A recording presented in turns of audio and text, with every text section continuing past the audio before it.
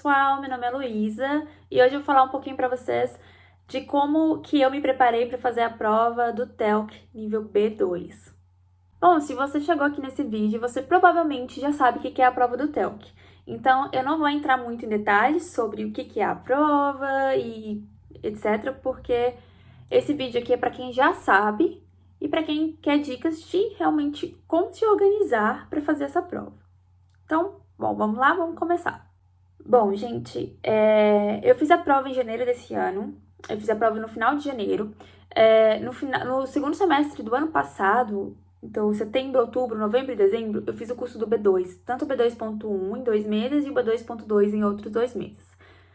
Quando eu comecei no curso do B2.2, eu comecei ali a pesquisar uma visão geral da prova, né? Como que é a prova, que tipo de questões são, como ela é e etc.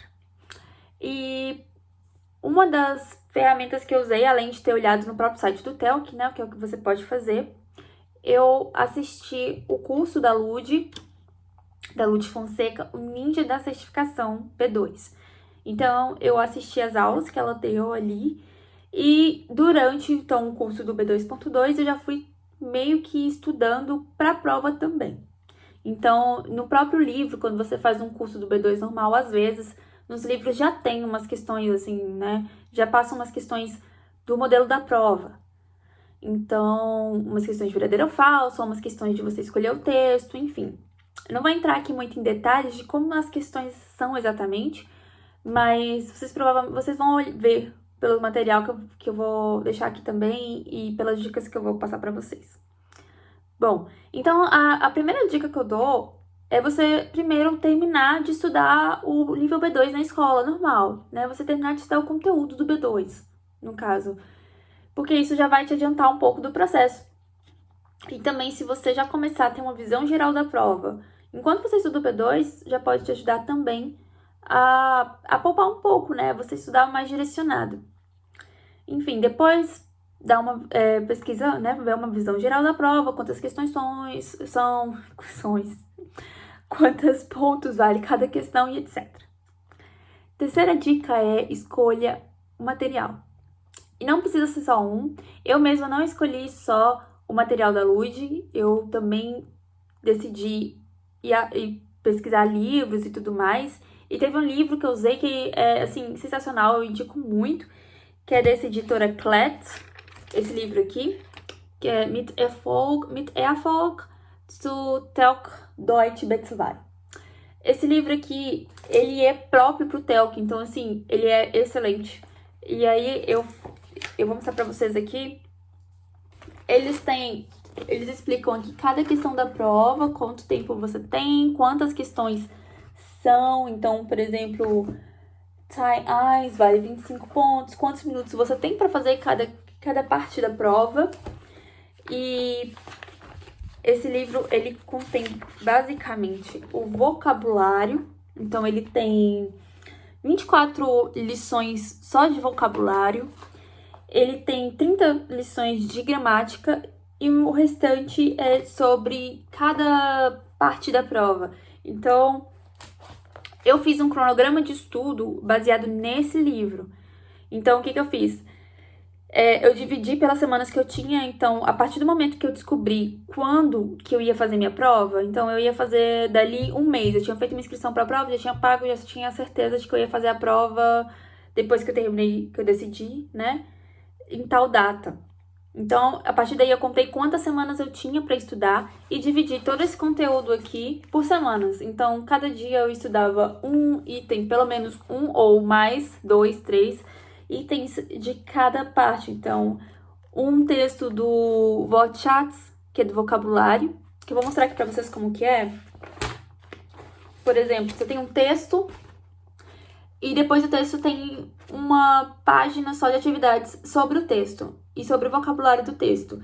Então, eu achei excelente, porque ajuda a fixar melhor também.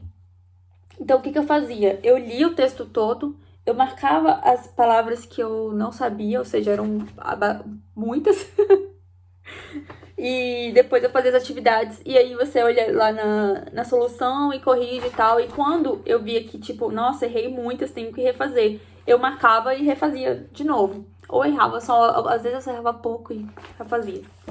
Enfim, daí cada dia eu fazia uma atividade do vocabulário, uma atividade da gramática e uma atividade da parte da prova aqui do livro.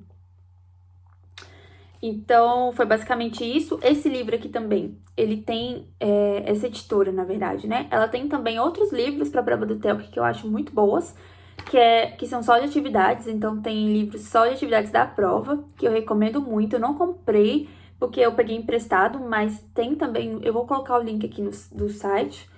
E, gente, eu peguei emprestado algumas provas, e eu também comprei, porque no próprio site também tem modelos de prova, que eu vou deixar aqui no link também, que são excelentes também, porque assim, cara, te dá muita base para poder fazer essa prova.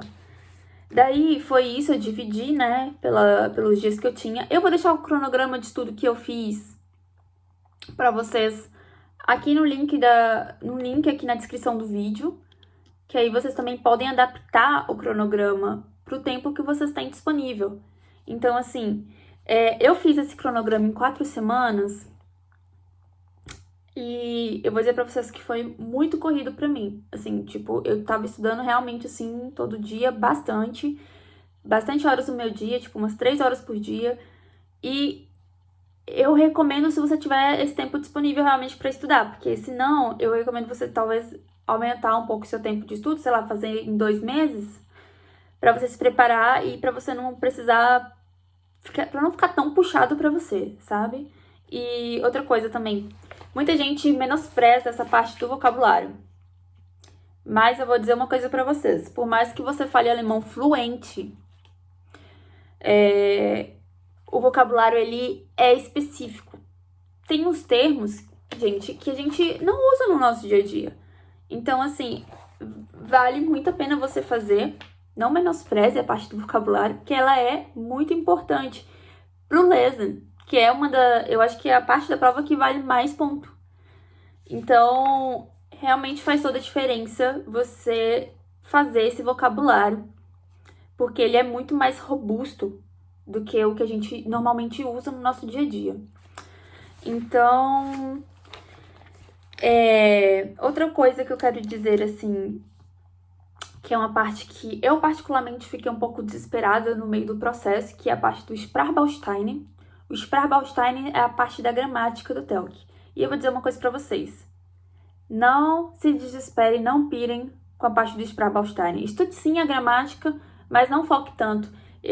Eu poderia até dizer assim que foque mais na parte do Lesen do que da gramática, porque é o que vale realmente mais ponto. E você tem um mínimo de pontos que você tem que tirar em cada parte da prova. A parte do Lesen e do Sprachbaustein estão juntas. Então já ajuda bastante, porque se você for muito bem no Lesen, tá garantido ali que você tirou o mínimo para aquela parte da prova. Outra coisa, treine a parte da escrita, né, o Schreiben. A parte do Schreiben eu tava treinando desde o começo, porque é bom você treinar bastante o Redemitten e principalmente treinar no tempo da prova, porque, infelizmente, eu não entendo porque na Alemanha o tempo de prova deles é muito pequeno. Então, assim, você tem 30 minutos para fazer a parte do Schreiben. Gente, 30 minutos é nada. Geralmente no Brasil a gente tem pelo menos 1 hora para escrever uma redação. Então você já tem que estar. Você não tem tempo para pensar muito, para ser criativo. Você tem que. É papum, entendeu? Tipo, você tem que. Pegou a prova e vai lá e começa a escrever. Por quê? E por isso você precisa fazer a prova de forma muito rápida, então você tem que estar com o Redemitten na cabeça, cara. Então você tem que treinar o Redemitten. Então o que eu fazia? Eu copiava várias vezes o mesmo Redemitten. Você tem 2 opções de texto. Você vai escolher uma, você vai treinar só aquela lá. E aí treina com os diversos temas, né, que você vai pegar nos exemplos de prova que você vai ter nos modelos de prova. E vai treinar todo dia, vai escrever, copiar e colar, mas na mão. Até você decorar aquele Redemitten, porque é isso, você não vai ter tempo de pensar na prova. Então você já tem que estar com a prova assim semi-feita, entendeu? Copiar um modelo só para adaptar ali com um tema que vai cair na prova que você não vai saber, né? Não tem como saber antes, mas o Redemitten tem como preparar antes. E a mesma coisa eu falo também em relação à parte do Expression.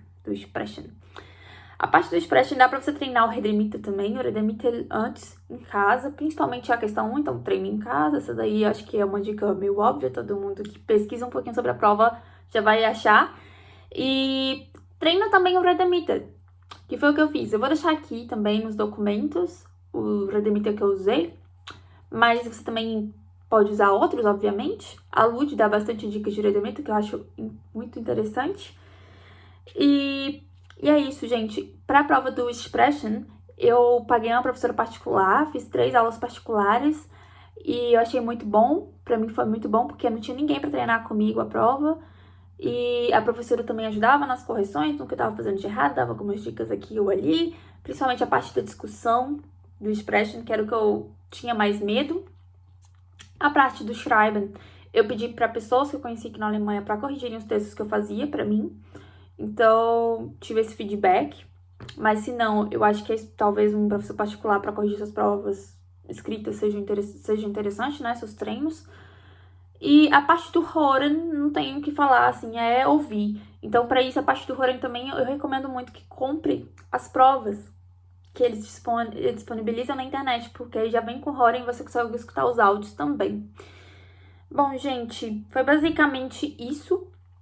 Eu espero que essas dicas sejam úteis para vocês, que vocês consigam montar um cronograma de estudo para vocês passarem de primeira, assim como eu passei, porque assim, ninguém merece gastar rios de dinheiro nessa prova.